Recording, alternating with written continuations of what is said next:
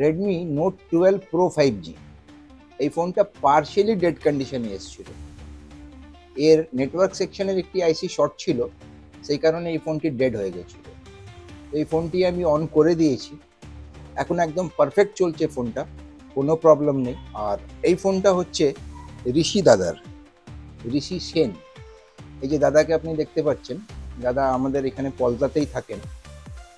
এই ফোনটা আমি দাদাকে দিয়ে দিলাম, আর দাদাকে রিকোয়েস্ট করবো আপনি একটু চেক করে নিন। দাদা ঠিকঠাক চলছে ফোনটা, কোনো প্রবলেম নেই, কোনো প্রবলেম নেই ফোনটা ঠিকঠাক চলছে। তো আপনার কাছে যদি কোনো ফোন আছে যেটা ডেড কন্ডিশনে আছে, তাহলে অবশ্যই আমার কাছে নিয়ে আসুন, আমি চেষ্টা করব ঠিক করে দেওয়ার। আর ঋষি দাদা আরেকটি রিকোয়েস্ট করেছেন যে এই ফোনটার ব্যাক প্যানেলটি ভাঙা আছে এবং এটা পাল্টে দিতে।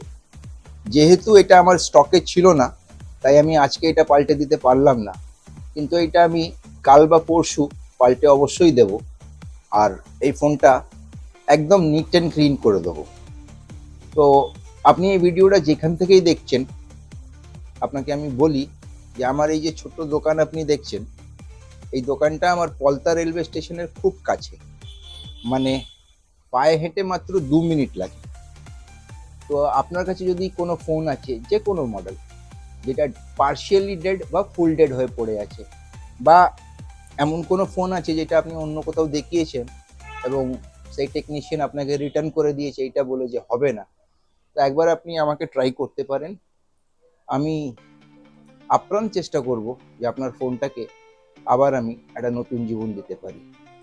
ভিডিওটা এখান অবধি দেখার জন্য অনেক অনেক ধন্যবাদ।